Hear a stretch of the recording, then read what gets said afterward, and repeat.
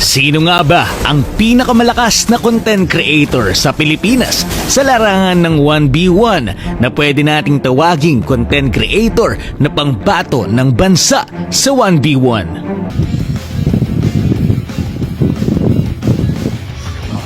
Una pa lang alam ko talo na ako eh. Kasi wala akong pag-asa manalo dun. Lakas yung sa akin yun eh. Kita nyo naman yung result.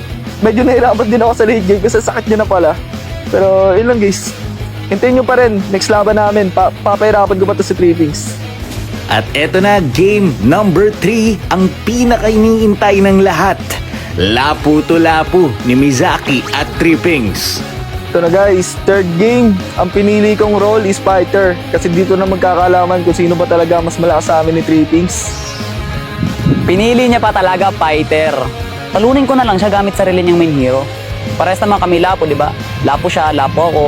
Kung magsasalpo ka na lang kami. Pero feeling ko talaga 50-50 ako dito eh. Ano boy? Ano Jay?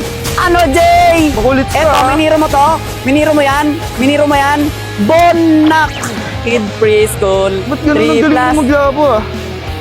Gising na naman ang diwa ni Trippings dito. At ito na kaya ang chance niya para makabawi o tuluyan ng wawakasan ni Mizaki ang labanan na ito. Sa ilalim kita, boy. Ano, boy? Oh, saan ka pupunta, pre? Nag-flicker out ka, ha? Ang cute! Hala, ang cute! Hala, ang cute. Sino to? Sino? Ano yun? Kala ko may langaw, sorry.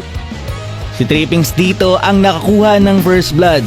Pero nung umabot na ng late game, ito na ang nangyari. Trippings pumasok na dito sabay ulti out Mizaki. Second skill flicker pero nailaga ni Trippings ang second skill niya. Pinagahataw at nakuha ni Trippings ang pangalawang puntos sa laban. Hindi, pinagbigyan ko lang talaga siya.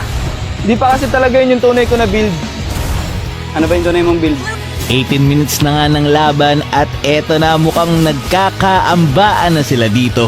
Dalawang magaling maglapo, sino kaya ang mananalo sa salpukan ng dalawang ito?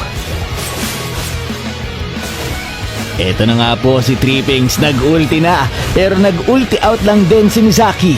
Sabay flicker, passive at second skill pero nailaga na naman ni Trippings ang huling hataw ni Mizaki at eto na nga po, low na ang dalawa pero si Trippings ang nanalo sa game na ito. Ngayon, seryoso Misaki yun na yun. Lapo niya pala yun. Putik pagkatagbas ko ng ganyan, no? Bang, bang, bang. Sabay alis na parang nothing happen. Nag-emote ako. Kaya pa ba? Sorry kung natalo ako. Kasi sa totoo niyan, si Trippings po talaga yung